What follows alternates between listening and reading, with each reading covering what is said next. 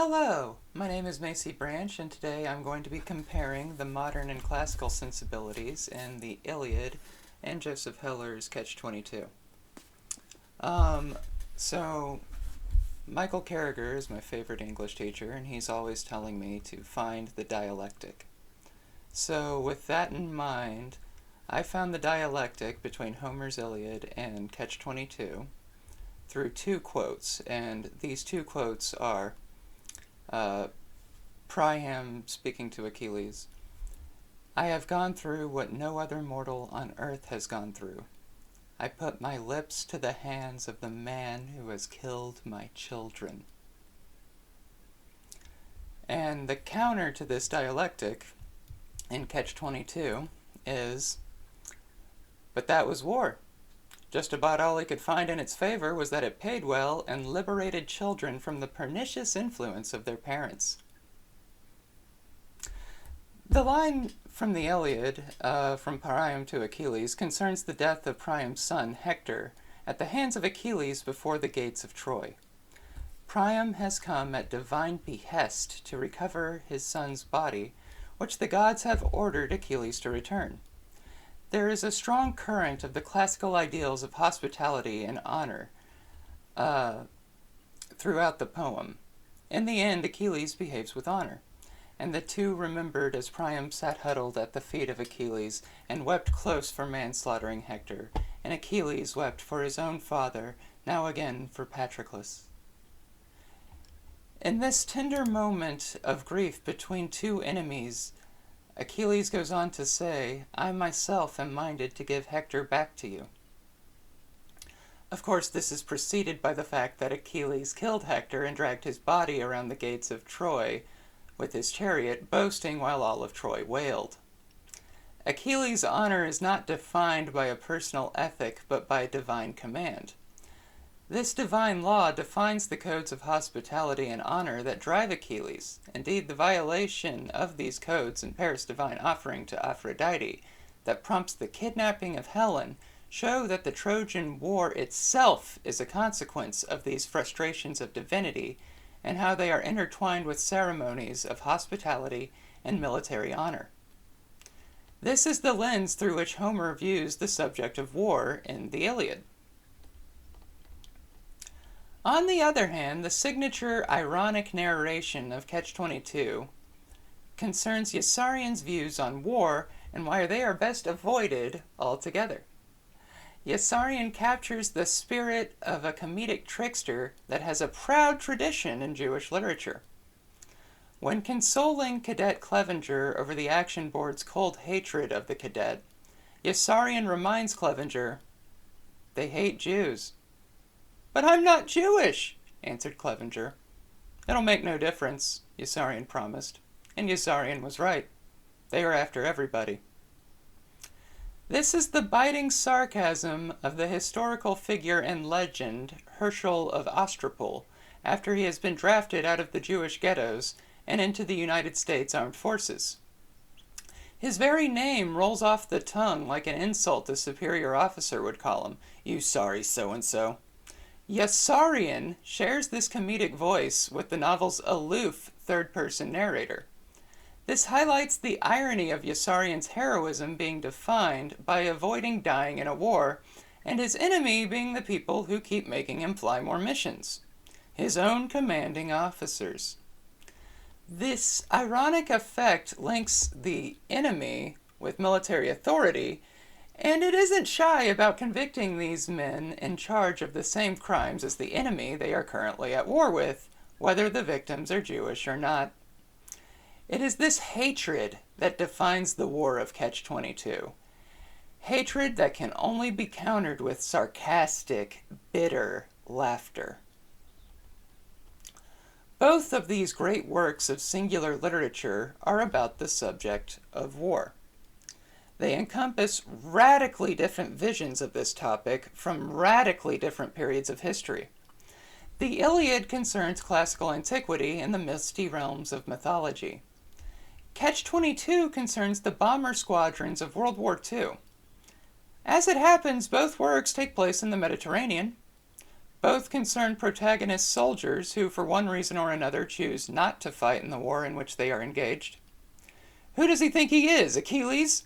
Colonel Korn asks when informed that Yossarion is refusing to fly.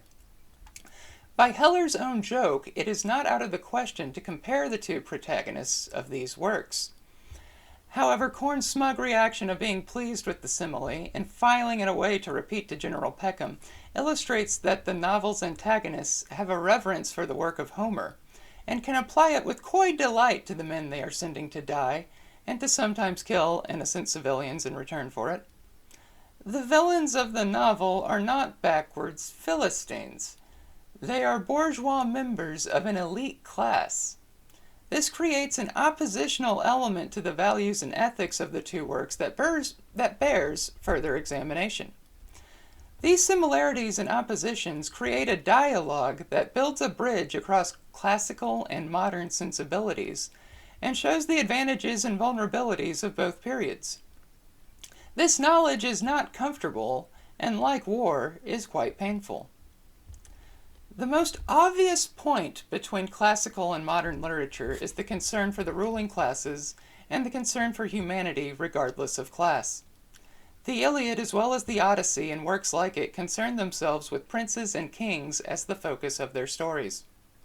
In contrast, Yossarion is an everyman from the United States. If we define our two protagonists in Marxist terms of landlord and tenant, then Achilles is a landlord and Yossarion is a tenant. This reflects the evolution in literature on a broad scale and is not unique to these two works. Comparing King Arthur with Oliver Twist would serve just as suitably. Indeed, Heller's concern for the grunt, the underdog, and the little guy reflect the same concern that is in Dickens' appeal to aristocratic classes to have Christian compassion for the poor and the modernizing currents of Britain. It is this tendency to democratize literature and make it available for popular reading that defines modern literature with its namesake. Literature now belongs to anyone who wants it, and history shows this was not always the case. This demonstrates reading and writing as a specialized skill and the advantages of a written record over alternative, more holistic approaches to knowledge. This is not to say that more holistic approaches have no use. The Iliad is as important today as it ever was precisely because it survives from an age when stories existed as songs. This oral tradition of knowledge is the root for the specialized tradition of reading and writing. And it should go without saying the oral tradition came first. Richmond Lattimore meters his translation to a free 6-beat line to convey the rhythm and speed found in the original Greek. His is more than a prose retelling in an attempt to capture the music of this ancient song.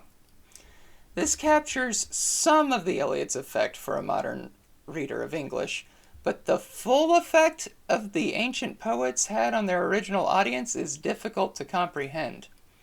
The range of skills for an ancient singer were to remember all of the lines in an epic poem, to say those lines in rhythm and keeping time, and to do all of this without the aid of paper writing.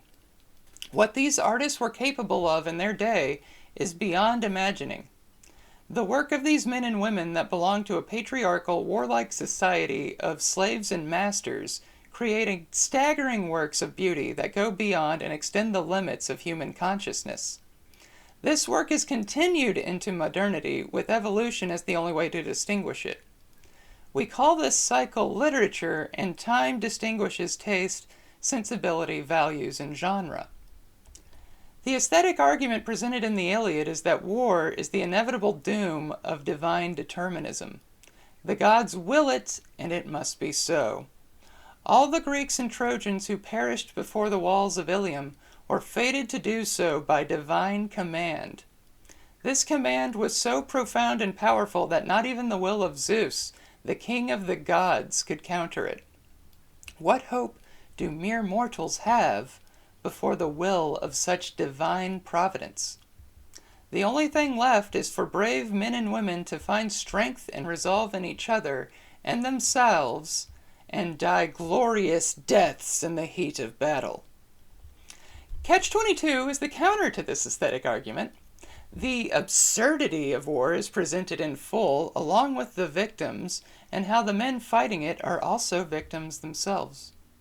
There is nothing beautiful about this endless cycle of violence, nor is there anything glorious in the art of war for the likes of Yossarian.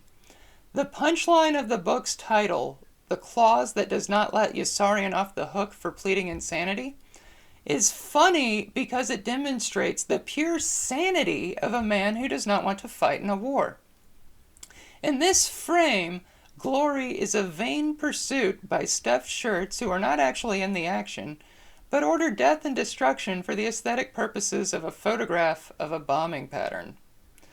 The officers of Catch-22 are aloof members of an alienated bourgeois class that possess the beguiling ability to boss around the soldiers without causing a revolution. They use the glorious concepts of war found in the classic tradition to create a cultural norm of profiteering warmongering, much like Tom Sawyer convinces his friends that whitewashing the fence is so much fun.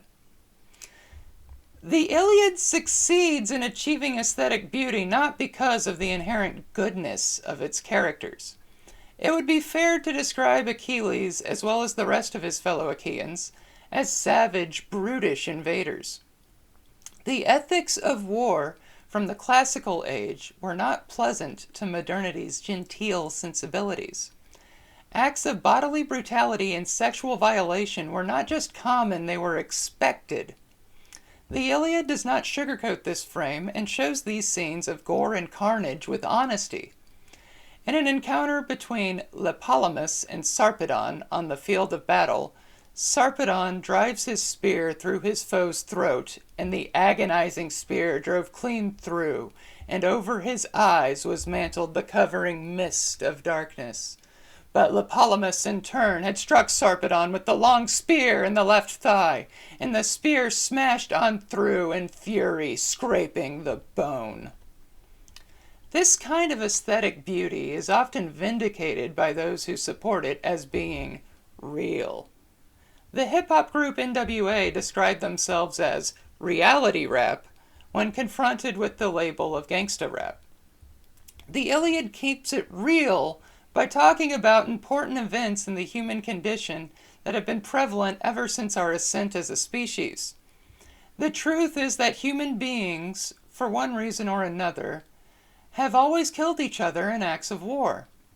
The truth is that this excites some part of the brain and releases enough dopamine to want to feel that pleasure again.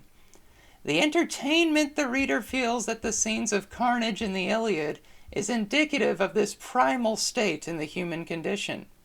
The fetishization and glorification of violence in popular culture of all mediums and all cultures shows a universal craving for violence to fit within the frame of justice as it pertains to fictional stories. When this is fulfilled, audiences have demonstrated again and again that they find this work to be aesthetically pleasing.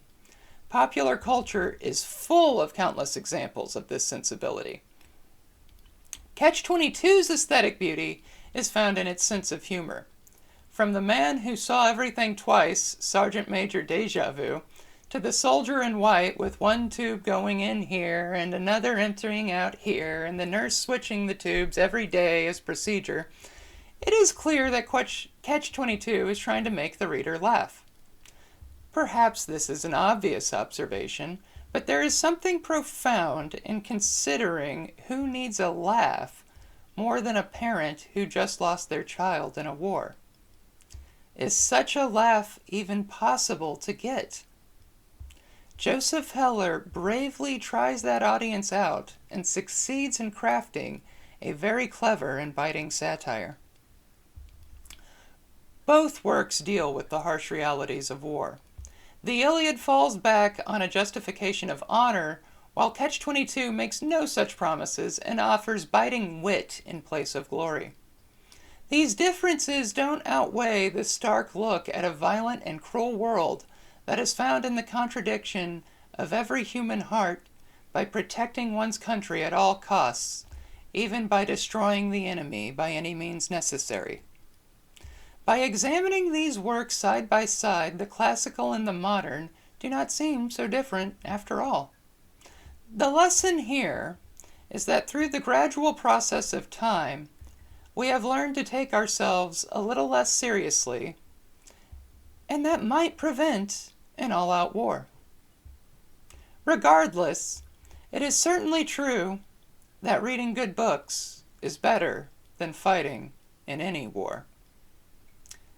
My name is Macy Branch, and thank you very much for listening to this presentation.